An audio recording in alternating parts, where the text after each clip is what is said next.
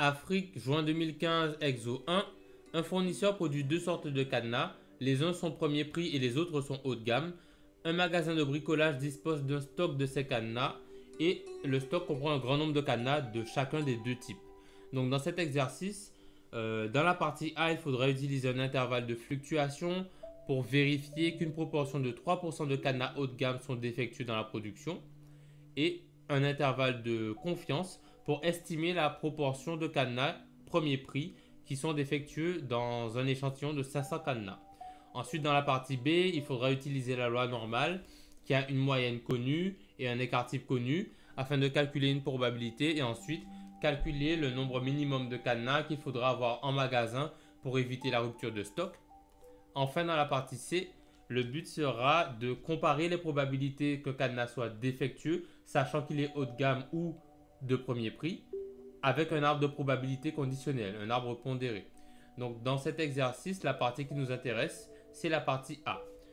1. Le fournisseur affirme que parmi les cadenas haut de gamme, il n'y a pas plus de 3% de cadenas défectueux dans sa production. Le responsable du magasin, lui, il désire vérifier si cette affirmation est vraie. Et pour ça, il va prélever un échantillon de 500 cadenas haut de gamme. Et dans cet échantillon, il va trouver 19 qui sont défectueux. Ce contrôle remet-il en cause le fait que le stock ne comprenne pas plus que 3% de cadenas défectueux? Alors avant de calculer l'intervalle de probabilité, il y a certaines conditions à vérifier, notamment que n soit plus grand que 30, que n fois p. Alors p ici, c'est la proportion annoncée par le fournisseur, c'est 0,03 pour 3%. Il faut vérifier que np soit plus grand que 5 et que n fois 1 moins p soit plus grand que 5 lui aussi.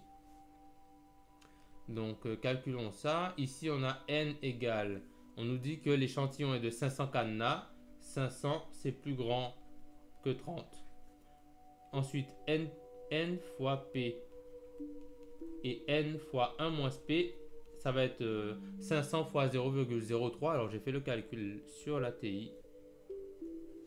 Voilà, ça nous donne 500 fois 0,03 c'est 15 et 500 fois 1 moins 0,03 c'est 485 pardon. Donc ici on a 15, ici on a 485 et ces deux valeurs sont plus grandes que 5. Donc nos conditions sont validées. On a le droit de calculer l'intervalle de fluctuation qui sera de la forme, alors une forme qu'on peut visualiser sur le graphique ici. On a notre intervalle de fluctuation centré sur P, P est bien égal à 0,3, voilà. Et la borne inférieure, c'est P moins U alpha fois racine de P fois 1 moins P sur racine de N. La borne supérieure, c'est la même chose, sauf qu'on a un plus ici, P plus U alpha fois racine de P fois 1 moins P sur racine de N. Donc calculons ça. L'intervalle, la borne inférieure sera P moins U alpha multiplié par P fois 1 moins P sur racine de N. Racine de N. Et la borne supérieure, c'est P plus U alpha racine de P fois 1 moins P sur racine de N. Donc, au niveau des valeurs, ça va être du 0,03 moins U alpha. Alors U alpha ici, on nous demande un intervalle de fluctuation au seuil de 95%. Quand on est dans le cadre 95%, le U alpha, il est égal à 1,96. Quand on est dans le cadre 99%, U alpha, alors mince, ici, quand on est dans le cadre 95%, c'est U alpha qui est égal à 1,96. Quand on est dans le cadre 99%, notre U alpha, il vaut 2,56. Donc c'est des valeurs à connaître, bien que dans la plupart des exercices, on va être dans le cadre 95%, donc il faudra mettre 1,96 pour la valeur de U alpha. Donc ici, on met 1,96 multiplié par racine de 0,03 fois 1 moins 0,03 sur racine de 500 La borne supérieure, ça va être 0,03 moins U alpha 1,96 multiplié par la racine de 0,03 fois 1 moins 0,03 sur la racine de 500. Et c'est un plus ici. Voilà. Donc j'ai calculé la borne inférieure et la borne supérieure sur la Casio. La borne inférieure, on a 0,015 ici, 0,015. Et pour la borne supérieure, on fait le même calcul, sauf que l'on remplace le moins ce qui est ici par un plus.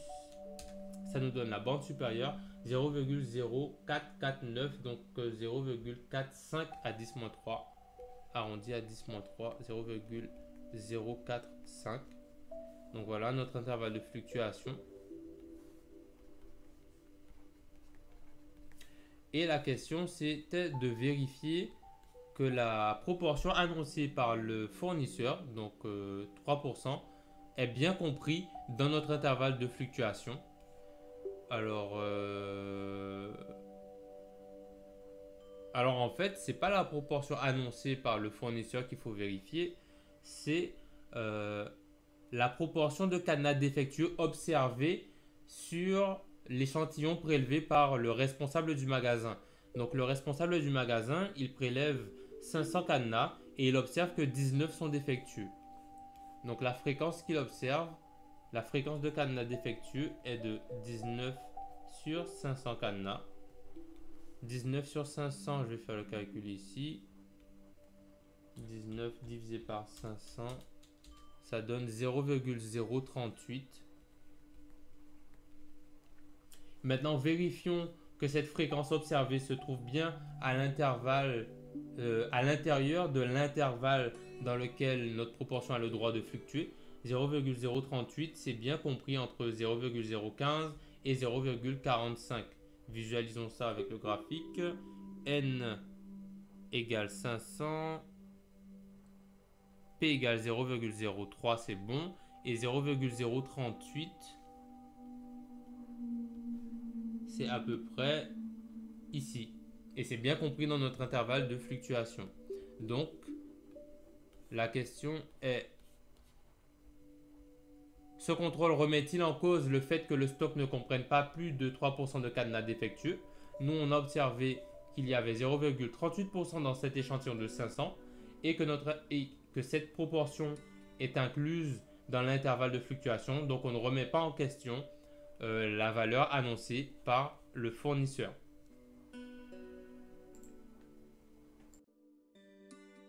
Question 2. Le responsable du magasin souhaite estimer la proportion de cadenas défectueux dans le stock de cadenas premier prix. Pour cela, il prélève un échantillon de 500 cadenas premier prix et parmi ces 500 cadenas, il observe que 39 sont défectueux. Donnez un intervalle de confiance de cette proportion au niveau de confiance 95%.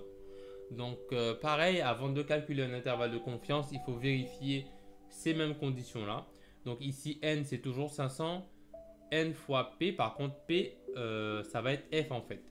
Pour l'intervalle de confiance, je vais noter les conditions à vérifier. Il faut vérifier que N c'est plus grand que 30, que N fois F c'est plus grand que 5 et que N fois 1 moins F c'est aussi plus grand que 5, sachant que F, ça va être la proportion de cadenas observés. Donc ici, il observe que 39 cadenas sont défectueux sur 500 cadenas. Et donc ici, notre F, c'est égal à 35 ou 39 39 sur 500. 39 sur 500. Calculons ça. 39 divisé par 500, ça donne 0,078. Donc ça fait 7,8%. Et maintenant, vérifions que les conditions sont vérifiées. N, c'est toujours égal à 500, c'est supérieur à 30. NF c'est égal à 500 fois 0,078 et N fois 1 moins F c'est égal à 500 fois 1 moins 0,078. Calculons ça à la calculette.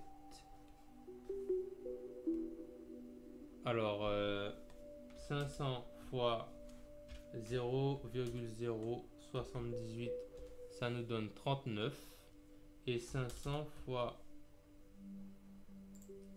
1 moins 0,078, c'est égal à 461. 39 et 461. Donc ici, 39 qui est plus grand que 5 et 461 qui est plus grand que 5 aussi. Donc on a le droit de calculer l'intervalle de confiance. L'intervalle de confiance, il est de la forme f moins 1 sur racine de n pour la borne inférieure et f plus 1 sur racine de n pour la borne supérieure. C'est plus simple que l'intervalle de fluctuation. Donc ici, on a 0,0... Alors f, c'est combien f? F 0,078 moins 1 sur racine de 500 toujours. La borne supérieure sera 0,078 plus 1 sur racine de 500. Alors calculons ça à la Casio cette fois-ci. Donc 0,078 moins 1, moins 1 sur racine de 500, ça donne 0,033 et la bande supérieure c'est le même calcul avec un plus ici, 0,123. Voilà notre intervalle de confiance. Et la question, c'est juste calculer l'intervalle de confiance. Vérifions au niveau du corrigé comment ils ont expliqué tout ça. Alors, pour l'intervalle de fluctuation, la probabilité qu'un cadenas soit défectueux est P égale 0,03. La taille de l'échantillon est N égale 500. Il vérifie les conditions. Les conditions sont vérifiées. On peut appliquer la formule de calcul de l'intervalle de fluctuation. On a bien notre intervalle avec la borne inférieure, la borne supérieure. Et ils en arrivent à 0,015, 0,045. C'est bien ce que nous, on a calculé. Ensuite, la fréquence observée de cadenas défectueux est 19 sur 500. C'est égal à 0,038 et c'est à l'intérieur de notre intervalle de fluctuation. Donc, ce contrôle ne remet pas en cause l'affirmation du fournisseur. Pour l'intervalle de confiance, la fréquence de cadenas défectueux est F égale 0,078. On vérifie encore les conditions. Les conditions sont réunies pour appliquer la formule donnant l'intervalle de confiance. Donc, on calcule l'intervalle de confiance avec la borne inférieure ici, la borne supérieure ici. On calcule, ça nous donne du 0,033, 0,123 et c'est la fin de l'exercice 2. Nous, on avait bien 0,033, 0,123 et c'est tout pour cet exercice.